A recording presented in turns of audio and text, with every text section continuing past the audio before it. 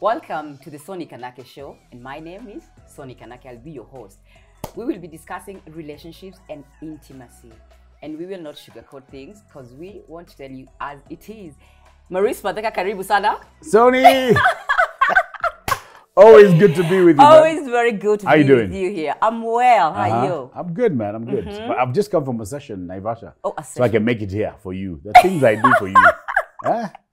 Thank you. Thank you. I appreciate it. Anytime. I appreciate it. Okay, now that, we'll get to the session because I want to understand the women, do they give you feedback about the sessions? But before we get there, Yes. I want to know, Maurice, Yes. what drove you to sexology? I just wanted to do something else. You just said to study sexology. I just wanted to do something different. Plus, I was abroad, so I didn't really think I'd be coming back home. So I just found something that was unique. I can't say it was my passion because I didn't know it existed. But here we are. No, okay, wait. Many years later. You fell in love with, what is so exciting about it? Because it's the study of human behavior. It's a study of the different psychologies that we use in everything that we do. And then it encompasses what we call love and relationships. Now, I have to tear those apart and see what works and what doesn't. Love. And then I'm left with the penis and vagina. And then I have to deal with those two. Because they're the most important entities. Everything else is just... Okay, we'll get to the love and how you separate that. And Yes, that. yes. But before we get there, Yes. the sessions, you said you're just from a session. Yes. These sessions usually have sessions with the women. Yeah. And it was a session in Naivasha, so my client invited me over, and we spent the whole evening. So we started with just having drinks, something to eat. We have a bit of a banter. I don't like my sessions being technical because it's not a class. Okay. You can't teach sexuality in a class. Yeah, so I don't have like some diagrams and shit like that. We're just having a conversation. And then we move from the conversation to the part where now I teach her about vagina conditioning. She gets undressed. I take her through a vagina. And then she may have come with many other problems, which are I've never had an orgasm. I am not confident with my body. I've been told that I'm ugly, that my vagina is ugly. There's so many other things that I have to unravel. But at the end of the session, because I'm good at what I do, she's a happy bunny. Well, her vagina is very happy. You heard that? Vagina, happy. You used to be happy. Oh my God. Let me ask you. Yes. Let's get the feedback from the women that you've had sessions. I'm sure you've had many sessions. Many. Maurice. Thousands. Thousands. You seem like Just under 6,000 vaginas. 6,000. Yes. Wow. So what are these women telling you? That's a broad question, but they're all what coming. What kind of feedback do they usually Okay, give feedback is, one is first the way they processed what sex looks like. Like a typical one is, I used to think that I will have great sex with a guy that I'm attached to, a guy that I love. My issue with that is that guy does not understand your love. It's you. You know, whenever I say I love Soni, and I'm thinking, why is Soni not loving me? It's because I'm saying I love spaghetti, but you don't like spaghetti. I shouldn't force you to love spaghetti, and this time spaghetti is me. Okay. When we say you and I need to intertwine and we need to be passionately equal, that's just an illusion that we sell each other, which we call love, which is based on a romance. Saying love is an illusion? Well, love is a cocktail of neurochemicals in our brain. There's no taking that away. If love was so strong, then we wouldn't be having so many problems in relationships. So many separations. Actually, if anything, people who are in these cocoons of love and different relationship settings that are modeled by society would be happy. So they'd have no need for me. Okay. I'll probably be a butcher. No, now separate for us love and what else did you say was? Is it the feelings or what is it? No, what we call feelings is just neurochemicals in our brain. For example, when you say you like something, why is like dismissive and love is more why? It's just a word. They both have 4 letters. So why is it that we take love as so special? But if I say I like you, he likes me. When I say I love, why? Because we associate love with commitment. And what does commitment look like? let's not bullshit one another. Love doesn't pay bills. It means I'm committed to making sure I provide. Because Soni, if I tell you, you know what, I've got such an amazing heart, I can love you, but I'm broke. I don't see this working. I don't. Oh, it's not going to work? No, unless Soni is on saying, you know what, I'll just manage that dude. He'll be my play toy. That's not going to work. That's not the model we go for. Yes, true. Yeah, because every time we are seeking out somebody, especially when it comes to being serious, how many women have I met who have told me, even before I came to your class, I remember having an orgasm once upon a time, but I was dating a non-serious guy. So I had to drop him when a serious guy came and offered what I wanted to hear. I'm ready for marriage, I can be a father, I can be this, I can be that. So there's a criteria we follow. But then she remembers the other unserious guy had a serious tongue. You see what I'm saying? So the tongue was dismissed for this unserious penis. But the penis pays bills. So she'd rather stay with the penis that pays bills. And why she's come to me is she wants to condition her vagina so she can have a snippet of what she shared with the other guy with the guy who provides. You see how that model works? Okay, now tell us about conditioning the vagina. Yes. What's that? It's where you train the vagina muscle to react in a certain way in response to any stimulus, whether that is a penis, finger, tongue, toy, because I deal with people from different orientations. They're not just following the monogamous man-woman thing. Yeah, so I just still teach the vagina how to react to stimulus. If you teach it how to react to stimulus, then you teach a woman that, oh my God, my sexual pleasure does not come from love. It comes from the stimulus that gets applied. Wait, Maurice, are you telling me the vagina doesn't know its work? I mean, it's not a natural thing when people are making love. I mean, the vagina just like, reacts. Okay, first and foremost, the concept of making love is not an African thing. Oh, did you want me to say? Yeah, so when you say making love with such courage and conviction, it's very new to this continent. Yes. What we did in this continent, what everybody else does, we used to fuck. And we still do. But we just say, no, we just say making love. How many women are made love to by their men and they don't have an orgasm? So this making love, don't we think we need to take it away so the orgasms can come in? So, okay. How do the orgasms come in? By training the vagina. Look at it this way. See, this is every man watching this video understands something I'm going to say. Okay. Our penises are already preconditioned. Why? Because they just need either to be stimulated by our hand or by the treasure we like called vagina. Once we insert our penis in the vagina, the stimulus between the inner membrane of the vagina and the penis starts to massage the penis. Otherwise, you would not find men making noise like bears and gorillas just for the sake of it. They must enter that zone called the vagina. And once we're in there, we know at some point we will ejaculate. That's a precondition. But vaginas are not designed that way because you don't have an ejaculant that's going to impregnate somebody. Why? Because you don't have that procreational design. Your procreational design is to accept, to invite, to accommodate the girth. By chance, if your GSpot starts to become spongy and during the friction, the little spasms that happen, and those little spasms are like little nuclear bombs happening in the contour of your inner vagina. That's what causes what we call an orgasm. But now in society, in what we call the romantic world, we associate that with, because we love each other and we're a couple and we're official. If we go to bed together, this magical thing is going to happen and you're going to have an orgasm. That's crap. That's Disney World. There's no magical thing when we are together. Well, Soni, you're a woman. Give me your magical moment. You're a woman. But I thought how many magical moments have you had? Well, I'll tell you, you've not had many because I've known you for a long time. So clearly your vagina is in distress. But don't worry, I'm here to save you. I've been saving you for years. We still need to have our session. We need to model your vagina. Look, so you can't look the way you look and have a vagina in the trenches. You can't. For real. Wow. You look hot, and all the women and men who love this look will tell you that you deserve pleasure. But you want pleasure modeled by a man. And you know us. So a guy is going to profile who you are. He's going to go like, this is who Soni is. And then he's going to sell himself as per what you want to hear. But once he beds you, you're going to call me up and go, oh God, this was disastrous. Everything else was amazing. He was romantic. He took me to the nice restaurants, this and that, blah, blah, blah. Bought me things. He's promised so many things. Blah, so what's blah, the blah. missing link then in that particular conversation? The missing link is the fact that your vagina is not conditioned. There's a reason why you find Kenyan men, or men just around the world that know about women in Uganda. They go for a weekend in Kampala.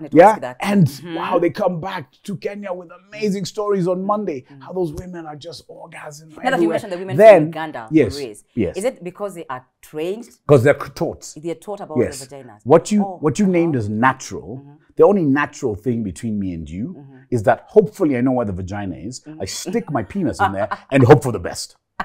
And the best is dependent on my soldiers. If they find your egg, then we're screwed. Because you're going to be pregnant. And I didn't need you to be pregnant. And that's the part of this whole sexual love that people forget. There's a bodily function that's going to happen that we're not control of. We went to Naivasha to have a great time, but clearly my semen and your egg had different partnership plans. So tell us about this, the Ugandan woman and this kind of training. Yes. Is this the what you're calling the... Yeah, they're trained. They're trained by the traditional sangers. Though unfortunately with modernization and stuff, you find the modern women of Uganda are not going into the villages to be taught anymore. I know this because they're now my clients. Okay. Yeah, so there's a generation that used to be taught as part of their culture, but it's breaking away. The more the Western world infiltrates Africa, the more we'll relinquish our traditional cultures and practices, unfortunately. But yeah, people like me exist. So it's okay. So this, I remember something you once mentioned during one of our conversations. Right. You talked about women we've been taught to hold. Yes, women have been told to, but you've been taught, but it's basically what your vagina does by default. You contract your vagina. Yes. Yes. You see, the reason why the women know to tell you that is because their vaginas do it. So they thought, okay, if my vagina does it, maybe she's not aware of what her vagina is doing. So let me just tell her. Then you'll be like, really? That's what my vagina does? Because you don't have like a scope there, just monitoring what your vagina is doing. So there's somebody who's going to tell you that you're supposed to tighten. But you need to understand that comes from a place of satisfying the man, not the woman. On this continent, it's always been about men. And that's why you find in the same culture, once the man ejaculates, then there's some flannel with hot water and some little basin here. It's like my penis is going to have a fucking dive. My penis is allergic to hot water, so I don't know what the fuck she's going to do with this. Then she's going to start cleaning the penis. Even I wanted to ask you, now, Maurice, even the guys who are shooting this, whatever, I don't know how many of them have had their penis cleaned. And when it's cleaned, I also need to understand is, why do we need this cleaning? What is he cleaning? From my penis? Ebola or I don't know, COVID? I wanted to ask you because I saw that from a guy and he was saying this is something that is really like a good thing. So is it a really good thing? What a good thing? When the woman comes to the bedroom with maybe the flask and the flannel and everything. Now, I'm confidently going to say this. This is now where you break down the reasons. If you look at a Ugandan guy, I will not blame him or a guy from TZ, because in their culture, from when she was young and he was told by somebody that after coitus, she will clean. So he accepts it and appreciates. Now, let's look at a guy in Kenya whose culture does not have any flannel that's cleaning his penis. That guy is about power. It's him telling the woman, I facilitate your fucking life, so you're going to clean my penis. So there's a bit of disrespect there. Oh, okay. So my issue is not with the culture, it's why it's been done. Okay. I wasn't brought up with that. So if a woman starts cleaning my penis, I'm going to be like, this will probably be the last time you clean it. Why the fuck are you cleaning it? Unless we're doing some dry cleaning that I'm not aware of. Why cleaning it? So it depends. If it's your culture, fine. No one's going to change that. But if you're doing it just to show the woman that you've got power, I'm against that. Oh, okay. You talked about African, the way we've been cultured as women. We've been cultured to please the man. That is why we contract. You've not told us what we're supposed to do. You're supposed to push out. How is that? You push out. Maurice. You know, when you laugh, there's certain muscles around this region that are connected to your vulva. Okay. So if a guy has his finger and you laugh, he'll feel the vulva do this. So your vulva is actually laughing as well. Okay. So your vagina has a sense of humor. So when you teach it to push, you're teaching it how to seduce the penis, but you're also teaching it how if your upper part of your vagina, which they call the GSpot, that spongy membrane, if it starts to twitch, it means that it is inviting more pressure of blood. There's a much more blood flow. And sometimes that's why you find some women have a darker pigmentation to others, because there's more blood flow. Okay. There's nothing magical and natural and love, because our penises and vaginas don't understand that. That's our social teaching, which is an illusion. But before you go on, okay, I want to understand the pushing, because I'm thinking if I'm pushing, yes, how am I not, because I understand the contracting bit. of course you understand it. You've been taught to understand it. Okay, I understand as in when you push, when you grip, it's like a massage. When somebody gives you like a dip tissue massage, don't they put a lot of force into it? And you feel a certain way. Yeah, so stop trying to defend the penis. We're the holders. I'm just telling you, just push against it. He will not complain. If those Kenyans who went to Kampala were complaining, they'd have said so. But clearly they had a lot of fun. Absolutely. Yes. So when you teach the vagina how to react in a certain way, it starts to send the right messages to the brain. Because the brain is just a storage center. It then reacts based on the information it's given. Like when you program a robot, an AI. So the brain, it's programmed. So sex comes from here to here, not the other way around. You have to teach it. Okay. If it came the other way around, because my clients always say, but Maurice, I've been told that sex comes from the mind. Then I'm like, okay, fine. So if it does come from the mind, why are you paying me a premium to teach you? Why don't you just set your mind? Like, why don't you just tell your mind right now, outcome? Oh, it doesn't come from there? No, wait. Outcome. And then you come. If men had that, they'd be doing it all the time. We like coming. And with peace of mind, obviously. Okay. So it doesn't work. So it doesn't come from But once she learns, no, it doesn't. Let's not reinvent the wheel. Once she learns where the messages come from, she's more confident, because now she owns her ability. I think you've heard me say this. Owning your ability to orgasm is a woman's responsibility. If you give that responsibility to men, the way I know them, there's a portion of men who care about your orgasms. He actually wants to endeavor to cause you to have one. If he knows how to do it, well and good. Some guys, just guesswork. But then there's a big portion of men who care less for your orgasm. And that's just fact. Yes. Okay. You know me, I don't mince my words. Wow, we are having a Q&A with Maurice Matheka, and he tells us as it is. He never sugarcoats anything. Oh, Maurice. Yes. You're talking about a certain group of men that do not care about your orgasm. Yes. Let me ask you. So does the orgasm, does it, the responsibility of me? And guess what? Sometimes, does it lie with me or does it lie with sometimes I don't blame them, because they say why wasn't she conditioned like me? Like if I sleep with a woman, it doesn't matter. Even if I think that sex is a bit boring, I know how to get myself to a point where I will climax. Why can't she do the same for herself? Yeah, I mean, it's not my job to tell that guy that he needs to change his attitude. But if women want to enjoy their sex, you've got to own it.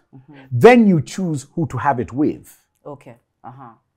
You see, you can't say men are bad because they don't care about, to be honest, men have other issues to deal with. Don't we also? Exactly. Yeah, but my point is, it shouldn't be their responsibility. I always tell a woman, if you rely on a man for your sexual pleasures, that's going to be sad, because your vagina is not going to receive the pleasure it would. You see, the one thing men don't tell women is, we love your vaginas, but we don't need them to ejaculate. We don't. If you close a guy in this room for a week and he has no access to the world for a week, at some point he's going to get horny and he's going to rub his penis on this towel. This fucking curtain, and this curtain will have a name, Julie or whatever. Trust me, men can be very creative. Yes, you see this sponge here? God, this is a bit hard, but here, there you go. There you go. We can find some traction with this. Trust me. Give a man some tissue and some Vaseline. Oh, we're good to go. Whoa, okay. Maurice, let's talk monogamy now. All right, let's talk monogamy. Right. Why? You sound like it's something you don't believe in. I don't, but the whole monogamy story, my issue is not really with the monogamy. It's the many rules that go against just human nature. What's human nature in this case? Human nature is every second of a man's life he's producing semen. Even right now as we speak, my testicles are producing semen. For who, I have no idea, but they're producing semen. That semen at some point will send a message, and that's what we have now as men call, ooh, I got horny. Or I saw this chick and I wanted to sleep with her. That's our biological sexual body giving us a trigger. It's like when women ovulate, that they know why they're ovulating. What happens to you when you ovulate? If you and a man start having sex when you're ovulating, what could happen? Well, you could get pregnant. There you go. So we have a system that alerts us that, hey, dude, you know, our factory is a bit full. Can we engage and offload these products? And that's when we look for people to engage. Why don't you offload with your... Sorry? Why don't you offload with your regular partner, as in... Because we're talking about monogamy here. Yes. As you and I are in a relationship. Yeah. We're in a monogamous relationship. Yes. Is it sustainable? No. Why? Because that's me saying that I'll never be attracted to another woman. I don't get you. If I'm walking on the street, I'll see a woman, and if she has attributes I like, I'll be like, damn, she looks good. That's an attraction. But that's okay.